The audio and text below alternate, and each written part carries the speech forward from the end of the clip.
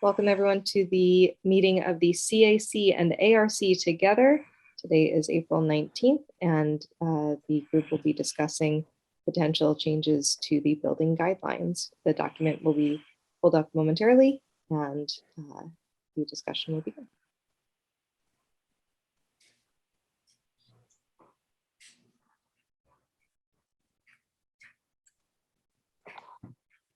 So we're, oh, there you go. I was just gonna ask if you're gonna share your screen. Yep. And Mary, you're the CAC chair, is that correct? Yes. Okay, I'll leave it to you then. So we put together, which is a really great effort by all the members of the CAC, this document. And I assume that all of you on the ARC have reviewed it and looked at it. So I thought maybe you could ask us questions about some of the things we listed in the document. So it's showing, I mean, we're just showing the different points that we thought about landscaping and avoiding plants on the New York State invasive list. Landscaping should include native trees and shrubbery as much as possible, and ground covers, and 50% should be ground cover. Strongly consider bioswales and rain gardens where appropriate. Reduce water runoff and systems for collecting gray water.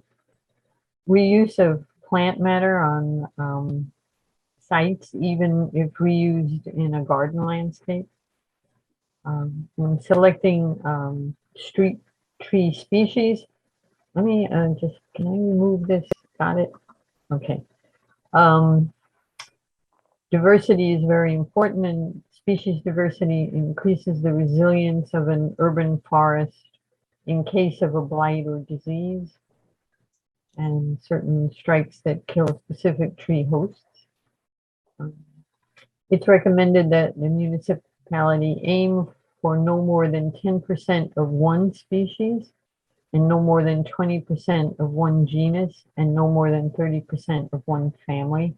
That's sort of biological talk about the divisions of the different species. Is there any other sections we want to look at? Let's move down. Actually, maybe it'd be worth just talking about the landscaping before we move on. I'm curious if the ARC thinks these are too specific or not specific enough, or personally, no. Personally, I think it's terrific because it's the kind of thing you've read our guidelines, which were written by a prior generation. That was before I was here, but they're written in a very sort of open-ended way. So it's sort of design guidelines speaking about the kinds of harmonies that buildings should achieve and the ways that they should be attentive to detail, but they're not trying to dictate style. And this feels very much in keeping with that. There's a goal that's trying to be achieved. You're trying to lay out the groundwork, but you're not trying to say, use these things and not these things, make it look like this. You're framing the discussion towards the goal. So it feels very appropriate to fitting into that kind of document. There's some of it is explanation and some of it is ask. And it's all for a clear purpose. I mean, I personally, I have some understanding of the issues that you're trying to achieve there as someone in an adjacent field, and it feels totally appropriate that it should be in the design guidelines. It feels, I'm imagining, if you've looked at the structure of the guidelines, that they sort of have a series of separate pieces in there that are by section. Right. So some of them are dealing with, say, building height and roof lines, and others are dealing with the sort of detail elements and fenestration. Right. And you can flip through and see that they've kind of broken it up by categories. This feels very appropriate for kind of its own category, because I don't think, with the exception of one or two notes, that there's not much mention of landscaping at all in the design guidelines. And so it really does deserve its own section. There might be other places here where some of those notes can feather into other sections, like maybe bird glass is coming into parts about fenestration rather than its own section, but I think that's organizational. So yes, I'm happily co-signing on what you've got there. Mayor, I think it's just a typo in number one. I think we can delete landscaping plan should include. I think the sentence should start with of trees in the landscaping plan.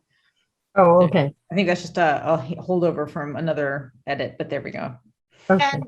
And just speaking to Andrew, just speaking to what you had mentioned about, working within the framework of the existing architectural guidelines. Mhm.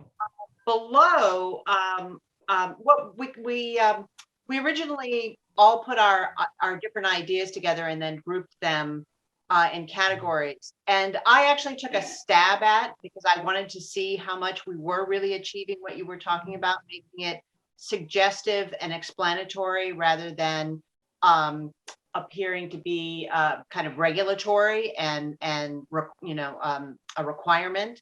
And so when we get further into this document, I basically tried to take, where appropriate, the different items that we were adding and add them into the existing text and show how they fit together. And that's at the base of it. So that might be helpful in terms of just looking at how they could, so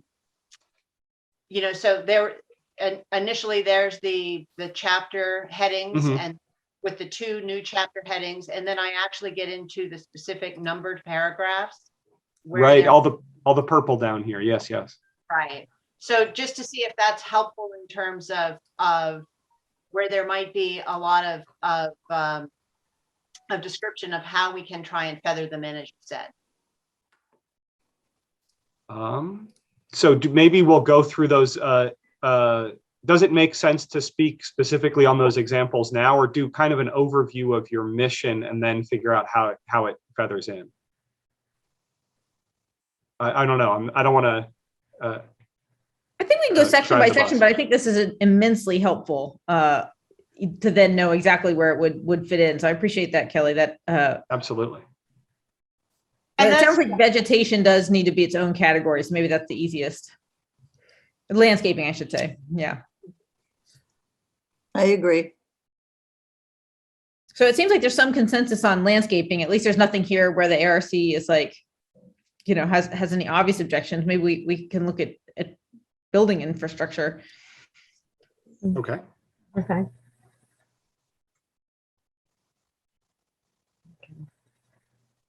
I just have a quick question as a new member of the ARC before we move on. How successful has the committee been at getting developers to follow these guidelines? Is there any language in Village Code that requires them to, or is it just something that we suggest and kind of cross our fingers that they take it into consideration? So on my experience, Joe, it's definitely more of a guideline than a requirement. It's not a requirement at all. And in my experience with the ARC, when we do make suggestions, whether it be directly from the guidelines or based on, the plans that we see or the changes that we suggest for aesthetic reasons or other reasons, they've been very, very open to making those changes, where they can structurally, et cetera. And I haven't been on as liaison long, but it's been a very positive experience. My understanding with these guidelines is once they are established and redone, because they're kind of not necessarily outdated, but the copy itself has been copied and copied, like photocopied so many times that it's hard to even make it out and see. So I think when that is handed out now, I think they will take it a lot more seriously. And it's kind of like a starting point for them, as opposed to coming up with a plan and then going before the planning board or, in their initial meetings, then having to backpedal and backtrack and make changes. It's a good way to get a start on what it is the village wants to see. And because time is money, they don't want to make the mistakes knowing moving forward that it could be an issue. Yeah, so hopefully that helps. I agree. Thank you, Kathy. What Trustee Sneeden has said, it's essentially a roadmap to success for developers or builders coming in here and looking at new projects or significant renovations to other projects. So this says, you don't have to guess as to what the village wants and doesn't want. this is what the village wants. And the more you accomplish out of this, the more likely your project is to move through without, as Kathy Ann said, back and forth and, having to pay your designers to go and change things. So it really behooves them to follow these guidelines from the get-go, because it's going to be, smoother sailing all the way through. And the conversations I've had with developers, in most cases, they just want things to go smoothly. So they're more interested in finding out what people want earlier in the ballgame. And the earlier you suggest changes, the less expensive and the more integral and successful those changes can be. So we've had some luck suggesting changes that are kind of cost negligible after the fact, once a building's been designed and submitted to us. But we're really trying to make sure that these guidelines get out there in advance, on the theory that we can have more impact earlier in the process. Awesome. Thank you all for that explanation. Hopefully that was helpful for the members of the CAC too to understand. So thank you again. Thank you. All right, so I guess we're up to this section now, encouraging renewable energy or energy use reduction of materials such as solar panels, white or green roofing. So this was one of our interests and key points about trying to use renewable energy. Minimize hardscaping and design for permeable paving where possible, avoiding asphalt, parking lots in preference for parking decks and structures. And number 3, include requirements for dark skies compliant lighting, following the comprehensive plan recommendations that was made a while ago. Outdoor lighting basics, only be on when needed, only light the area when it needs it, be no brighter than necessary, minimize blue light emissions, be fully shielded, which means the light's pointing downward for signs, lighting, and awnings. Number 4, charging stations or mobile charging options for electric vehicles. I think this was something that's very important for the future as we're going toward electric cars. Number 5, require new buildings abide by the American Bird Conservancy's bird-friendly glass ordinances. Resource is listed. And number 6, multi-unit building projects should provide accommodations for recycling material collection at businesses and apartment buildings. And this is something that the CAC has always been very interested in setting up recycling in not only in residences, but also in multiple dwellings. So you want to talk about this section? I think it's all good points. I particularly like the recycling bins for people to utilize. I'm a little unsure about the glass, bird-friendly glass. That's something new to me. Could you explain that? I'm happy to add that. That was one thing that I was focused on. So the concern has to do with birds that fly into windows. So something on the order of 9 billion birds die every year from flying into glass structures. So these are problems that are really hard to fix retroactively, but are easy to do when you're designing a building from scratch. So that could be that they have, there's a million and one ways to prevent birds from flying into your windows. But particularly as we're trying to make sure that there's enough vegetation around these new buildings, vegetation right up against glass is where you have the biggest problems. So that's the essence of it there. And there's some nice model ordinances there from the American Bird Conservancy. And just a point of information to add, at the last work session regarding the Mather Northwell master plan expansion, they are looking to put bird-friendly glass on the new build out there. So that did cue me into this concept that this is not an unreasonable ask of new construction. It is something that developers will consider or even do as of right, just for new buildings. And partially this is because modern buildings tend to favor these more modern sort of glass forward designs where you have, huge sheets of glass. So some of this is particularly important just given the design of newer modern buildings. So you could have I'm just thinking at campus for Stony Brook University, some of those buildings might kill half a dozen to a dozen birds every day. And they just pile up at the base of the building. So it can be a real problem for depending on how the building is designed and how much of it is glass.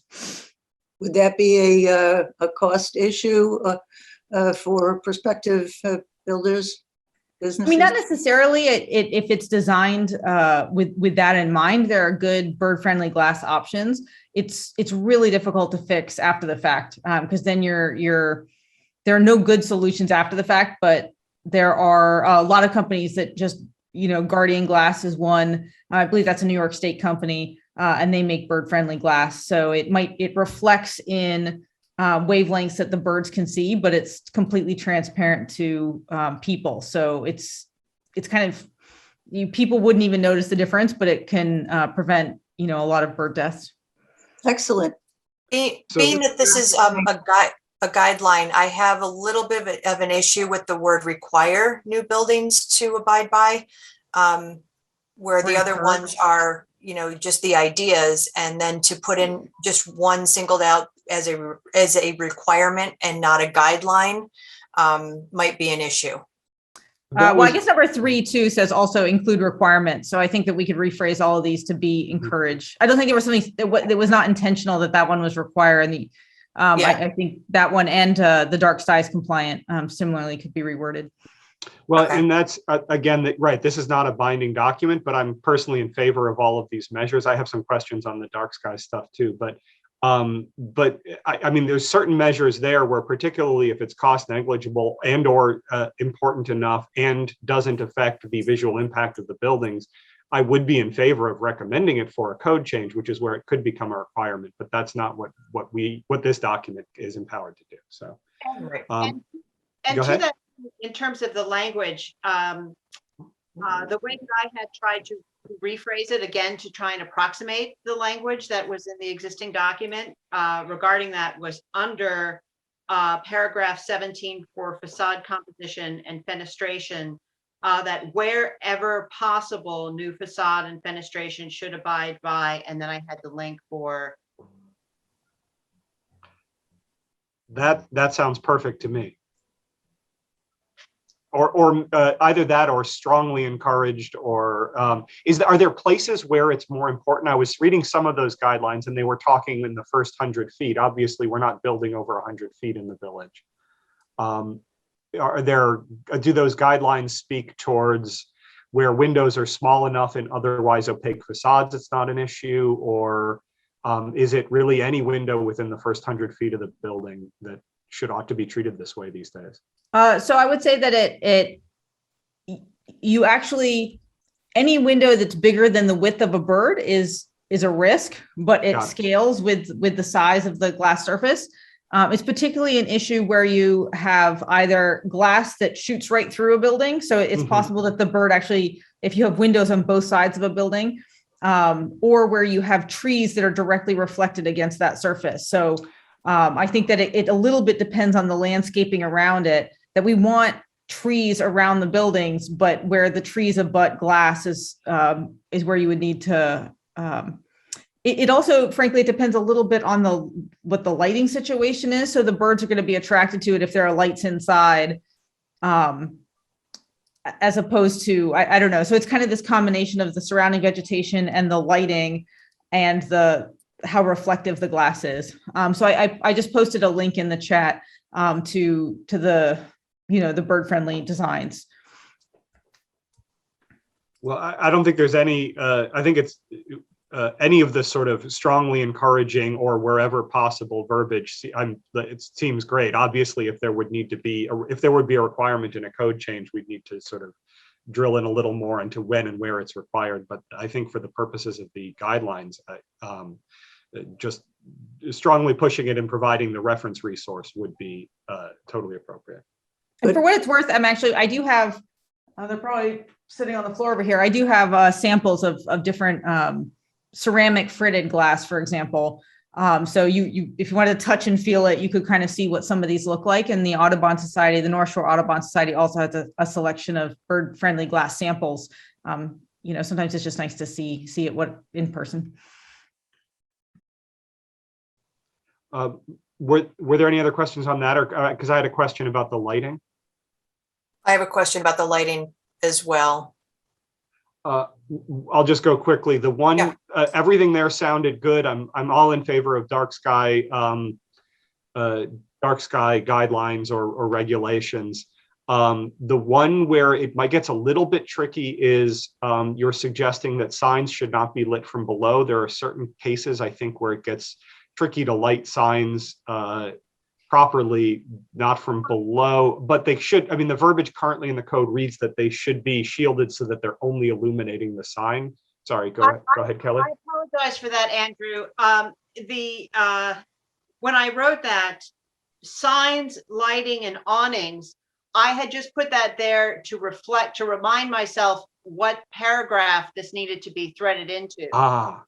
It is Okay. not about the illumination of the signs that obviously, it's Well, not the signs themselves. Well, and they should be tightly shielded, so you're not sort of blasting a whole bunch of light up into the air. So they have a place maybe in that conversation, but oftentimes they will need to be lit from little spots on the landscape. But you're right that about lighting buildings themselves from below is unnecessary and harmful. My concern just has to do with safety, and buildings and lighting are always lighting around the buildings, I think, are always important from a safety standpoint. So where it says only, where is it? Light the area that needs it. So I think that's super broad in that, that's very subjective on where lighting is needed. You could have a builder that says, well, I need lighting on every tree, in my entire landscape because whatever reason, aesthetic reasons or whatever. But for safety reasons, you may think that lighting only at the doorways or, at the walkways or the passageways are necessary. But when you have all of the areas lit in some way, that just deters crime and loitering and anything that could be a public safety issue. So I don't want to minimize too much lighting around any new development or building, but instead tweak it in a way where the lighting that they do have is more appropriate. And I think I'm passingly familiar with the dark sky guidelines and regulation and compliancy, but I think that there are certain fixtures that basically say they're dark sky compliant, that this is something that's been worked out by the industry already. So referring to that is sort of asking people to use fixtures that are designed to be shielded to put light where you want it and not throw it up into the air. Right. So I think going by dark sky compliant, to Kathy Ann's point, it's not saying that the, if you're following those guidelines, it's not telling folks not to safely light, their properties, but rather if you're going to be using lights, especially, that are on all night or, well into the night and in the early morning, to use lights that are compliant to this so that they're not disruptive to wildlife, but they do still provide the safety. I'll just hop in as the ecologist on the call. I think when the intent really should be to keep the light where people need it, but to have it not extend into natural areas that we're trying to keep unlit for wildlife or birds or whatever. It's largely a directional in terms of the logistics of it, correct? That it's pointing down and not up and around. Yes, it's been. I see that the WPB for me listed on there. That stems back to a draft dark skies code that I think I wrote probably like 10 years ago. So I don't remember the details. But yes, it's just to try to, and you've all seen probably lighting plans for building, for developments where the intent is to try to get to no new increase once you get off of the footprint of the development to surrounding natural areas. However that is accomplished.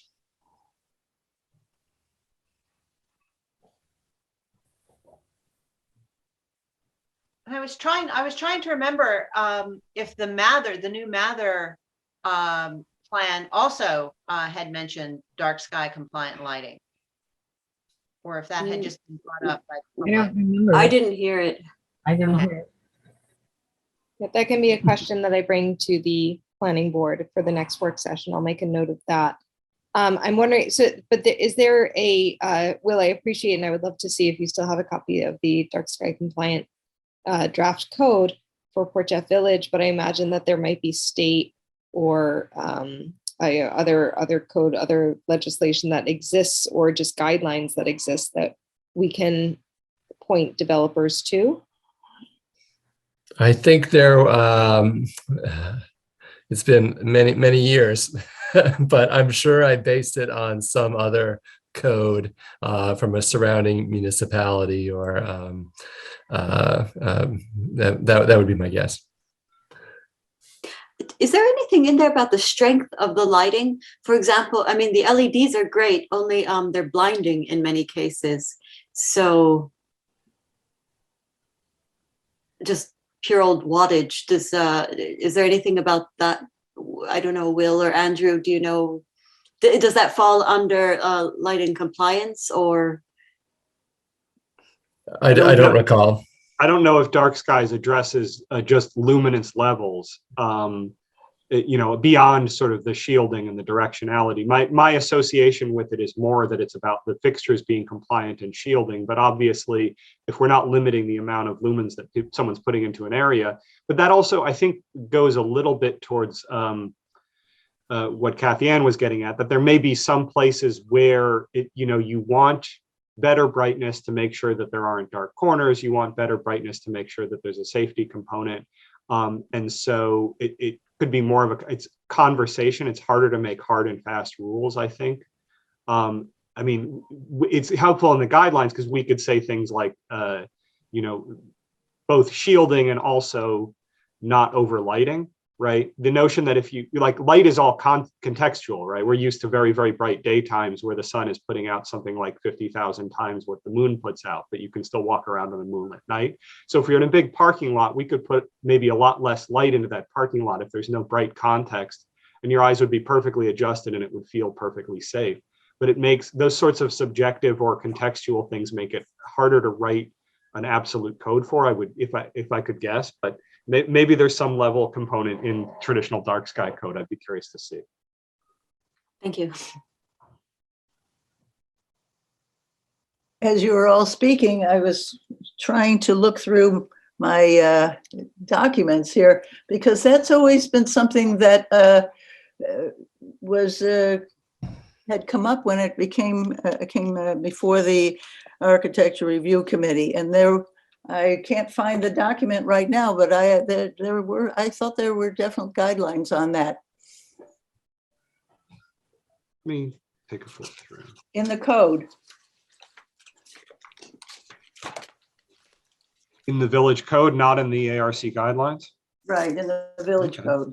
I'll do a little peruse for that. I had a quick side question, because we're speaking about a number of issues where we would want developers to lend them attention, and maybe the point of friction, as is usually the case with the ARC, we make recommendations and it's the planning board that has more of an in-depth ongoing conversation with the applicant and has more room to sort of ask for improvements around, passing it through, because they're a board and we're a committee.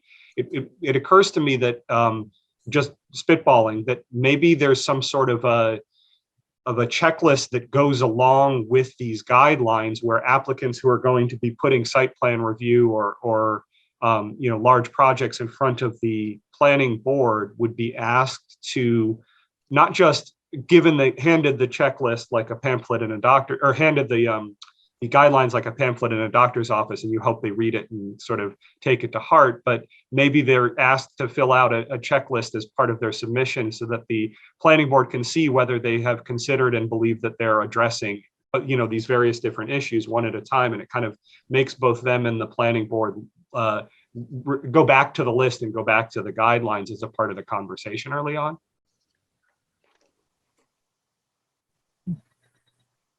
A good idea.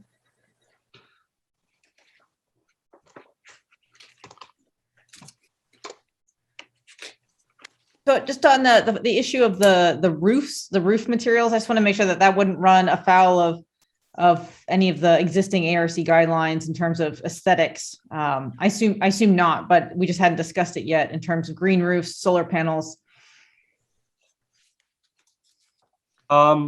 So if you do light colored roofs on traditional pitched roof buildings, that may start to look out of character. Light roofs are traditionally on flat roofs, which are hot roofs, which meaning that directly on the other side of that roof assembly is an enclosed space that you would be trying to cool in the summertime, and there's insulation in that surface. A lot of the old homes like these Victorians where you see shingles up there, the attic is not heated and the insulation up there is in the floor. So the color of the roof matters less, but the roof is also more visible. That said, something that hasn't been mentioned is these guidelines are for certain zones in the village. They're not for all properties. So they are more traditionally the sort of commercial zones, the C1, the C2, the RO, and a few others that's spelled out there in the guidelines. So what we're writing is guidelines for the more public buildings, which are more likely to have those flat roofs. And I don't see any aesthetic objection to green roofs and white roofs and solar panels and any of that personally.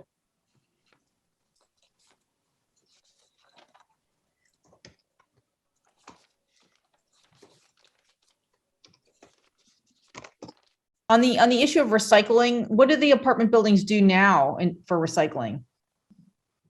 Like the new apartment buildings down by the water, do they?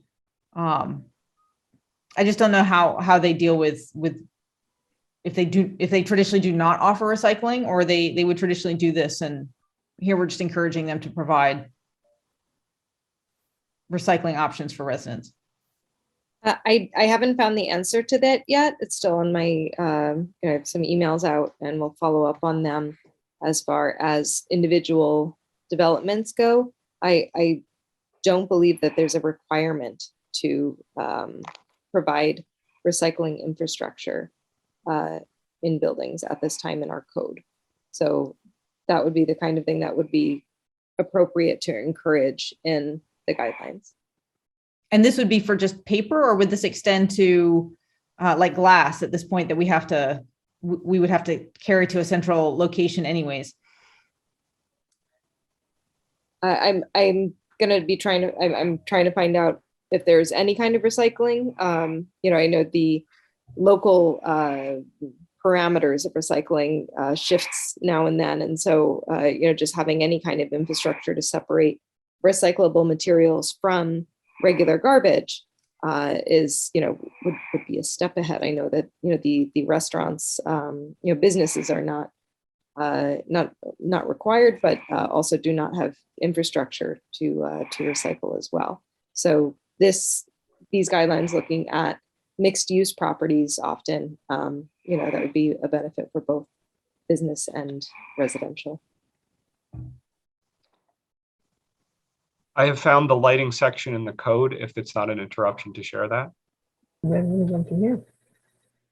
It's 250, section 250.37, which seems to be a portion of code that pertains to these issues that are reviewed by the planning board, and it's explicit on that. So there's above that is drainage, above that is sewer systems, and there's a section on landscaping, although there's no mention of native here. It's more about suitable landscaping and privacy concerns and aesthetic concerns.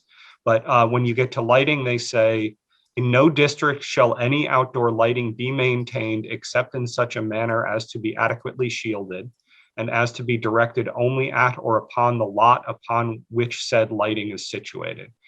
So that's helpful, as was being suggested about not lighting adjacent natural landscapes, although some properties have natural landscapes on them, which we would want to give attention to. And it does nothing about the shielding for dark sky provisions. But the second item there, item B, is very useful and interesting. It says a lighting plan shall be submitted to the village planning board as a part of any site development plan application. And it says the village planning board may limit the type, location, intensity, height, hours of operation, et cetera, of all the lighting devices proposed. So it sounds as if we put guidelines and make sure that people have those and pay attention to them in the early stages, and that the planning board also has them, that when they get to the planning board, that will be part of the conversation, and that the planning board is empowered to ask for changes in a sort of more subtle site-specific kind of way, rather than trying to write catch-all code for it. So maybe what's needed here is some sort of a statement, just laying out the principles, which is that excessive light can be harmful for birds and insects and other humans, and to the extent practical, we would encourage shielded lights, dark sky compliant lights, et cetera, without being too prescriptive, because it sounds like there's a chance to individually evaluate the lighting for all these plans anyways. Yeah, I think it would be, I would personally support if they wanted to make a code change to roll dark sky into the compliant fixtures into the code. But just suggesting it strongly and putting it on their table. But then on some of these other more subjective calls where it's about how much light are you putting in the parking lot can be made at the planning board. And that's really useful that that's there. So it's like a yes and strategy, hopefully.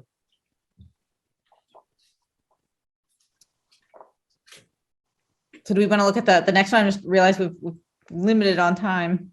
Oh. The next section is during construction. Yep, I think so. Yep. Yeah.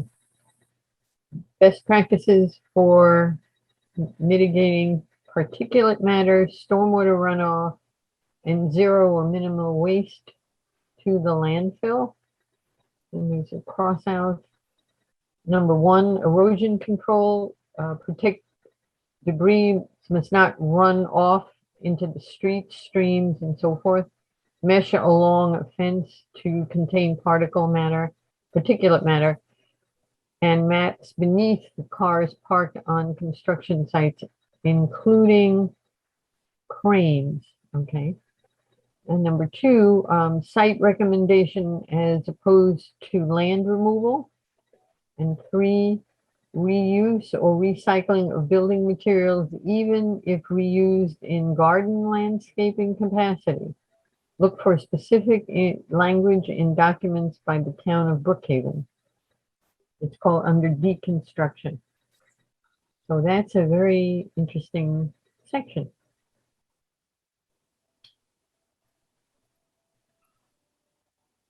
That was sort of my section. A lot of the pollution occurs during construction, I learned.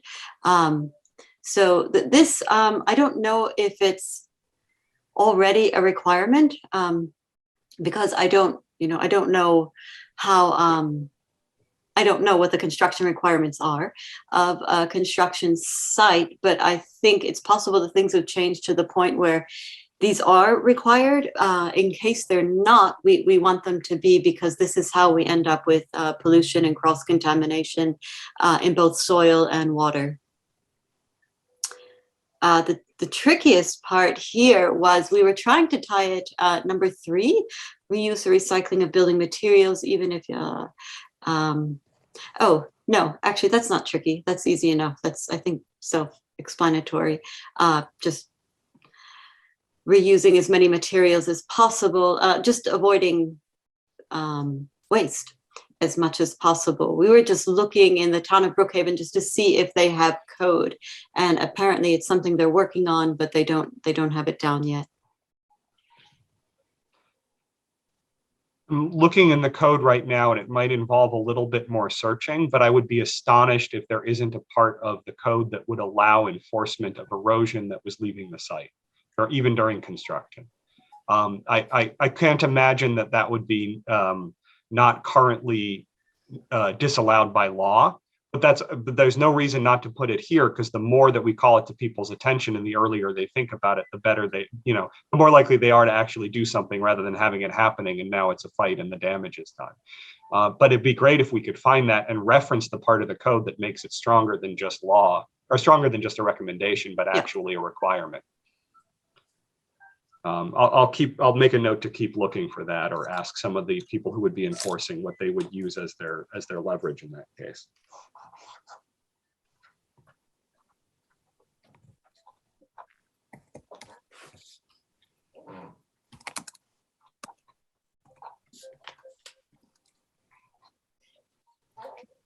The reuse and recycling of building materials is interesting because it reminds me of some of the items on the LEED green building checklists. That's where I got it from. Yeah. I wonder if were there others on there that felt like they might be appropriate for these guidelines? There's a lot. I mean, it was just this astonishing library of possibilities, but we kind of, I think I had a longer list, and we tried limiting it because we didn't want to overwhelm, but we didn't know how far we could go. So we kind of edited our lists to the most the most important in terms of keeping the environment healthy and avoiding as much pollution as possible, or keeping it as close to zero as possible.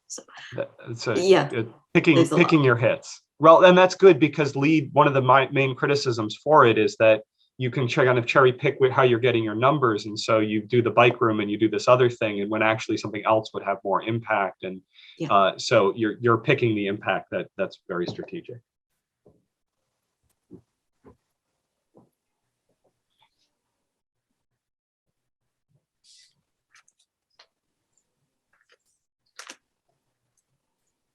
Section 213 in the code.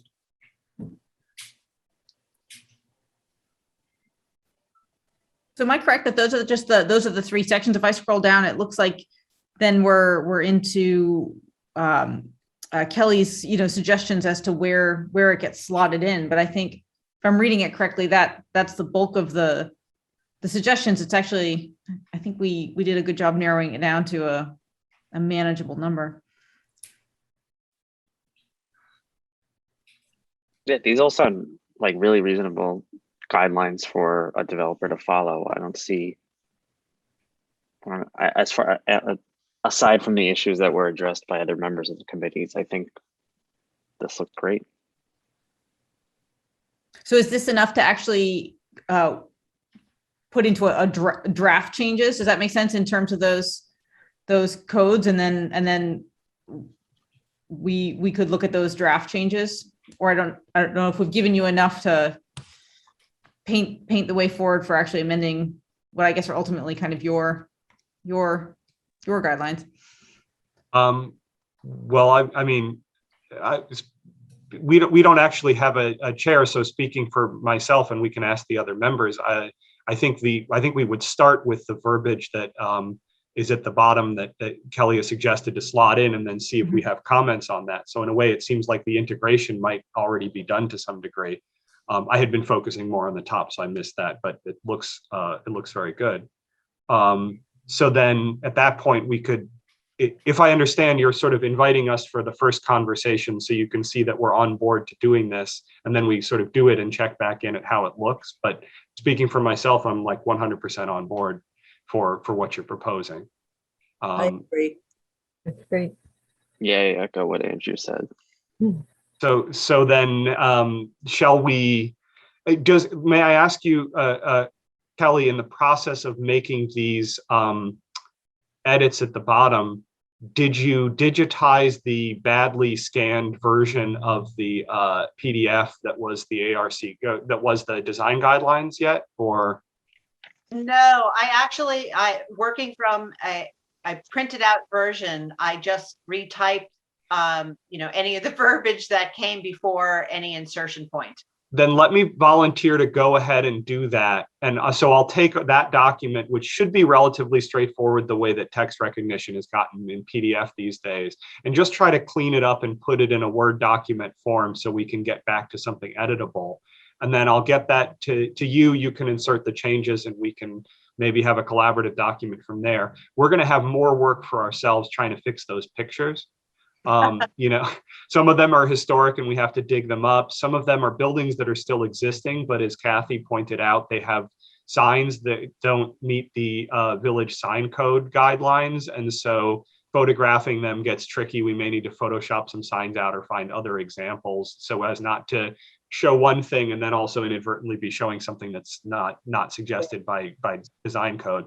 But that'll be a little bit more work, I think, than digitizing, but I can get that to you, I think, relatively quickly for the text at least. And Andrew, since I already at least know which paragraphs and which sections, it'll be easy to just slot these in then.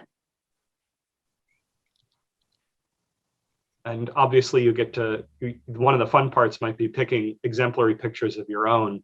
I think some of the concepts there, like bioswales and, are, if you're familiar with them, then you don't need the picture, but many people are not. And so part of the code is a sort of a teaching device, or the guidelines is a teaching device. And so it's essentially a tight little lecture that wants your visual material as well, I would think. Oh, great. Yeah, we'll look for those. Good suggestion, Andrew.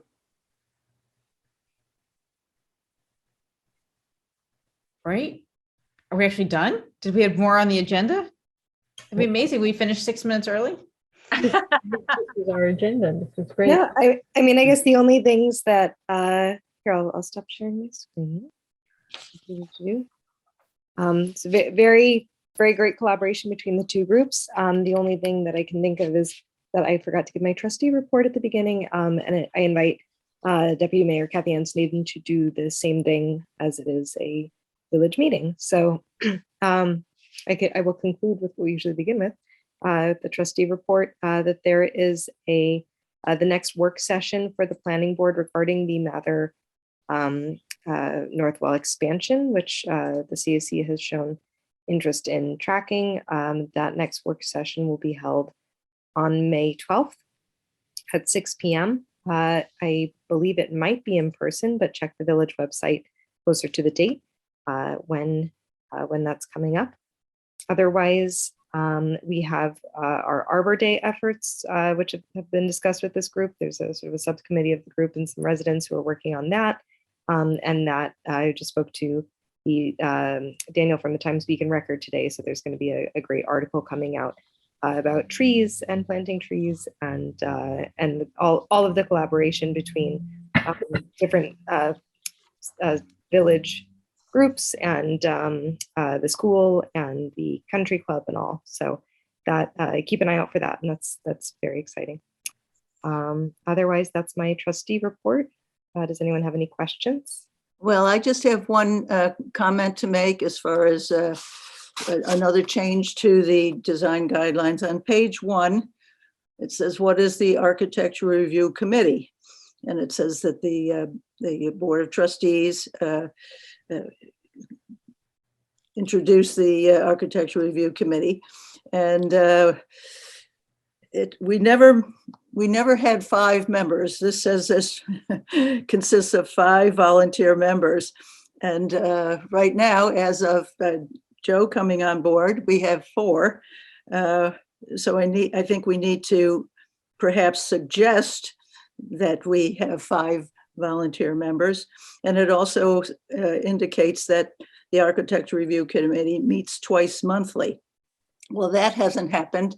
I've been on the committee, I believe since 2012, possibly 13. I don't have an exact date on that. We've never had the 5 volunteers, and we've never met twice monthly. Sure, that sounds like part of what I know Andrew's on the ARC has suggested that well and beyond, in addition to the CAC's suggestions to add and amend things in the guidelines, it sounds like the ARC has some amendments that they will go through and make to update these to both be sure that the design guidelines themselves are still what the village is looking for, but also information about the ARC itself is updated. One question on this issue, though, that is relevant for the CRC. We can update the member numbers and the verbiage around how often that we meet, but does it make sense in this document, given that there's now significant contribution from the CAC, to describe the CAC in the place that they have in the process? I know that the process works a little bit differently the way that they're integrated in, but I think they're both by referral. So I would defer to the village to determine whether that would make sense to describe a little bit the CAC, its makeup, how it works, and when it might be commenting on one's projects as well.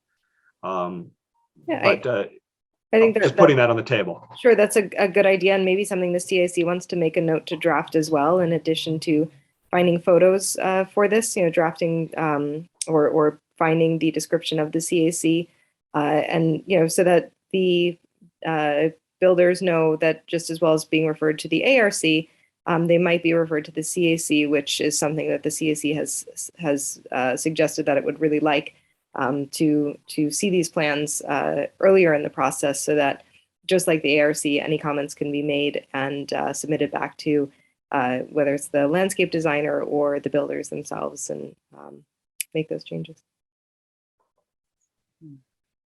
All right, if there are no more questions for me, Kathy Ann, do you want to give a trustee report?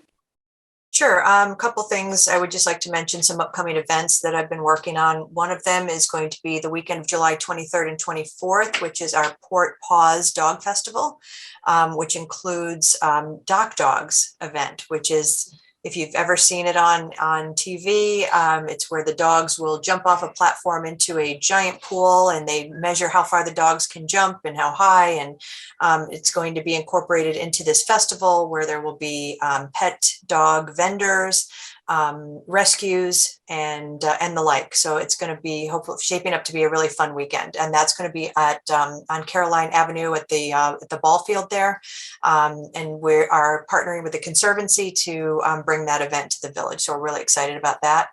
And the other event that I've been working on is with the Long Island Explorium, which now has museum status, and they are bringing the annual Maker Fair to the village at the Village Center. This year's date is June 11th. We're looking for volunteers. They are desperately in need of volunteers for that day. Setup, cleanup, monitors, entrance, tickets, all that good stuff. So if you or anyone you know is looking to volunteer, you can reach out to the Explorium directly for that. So that concludes my report. Thank you. Thank you. Okay, and with that, if there are no other comments, I believe we are ending within the hour, which is indeed impressive. Thank you so much for all the hard work that's gone into this. This is really we're just going to give a little polish on our end, but you've really brought new life to it and a lot of important issues that weren't addressed. And it's really nice to be able to come together like this. So hopefully safely in person at some point in the future, another collaborative venture, but thank you. Yes, thank you all for being here. And Joe, welcome. Glad you could make the meeting, and we look forward to working with you further. Thank you. Hi, Amal. Very good. Thank you all, and Thank you, everyone. have a great night.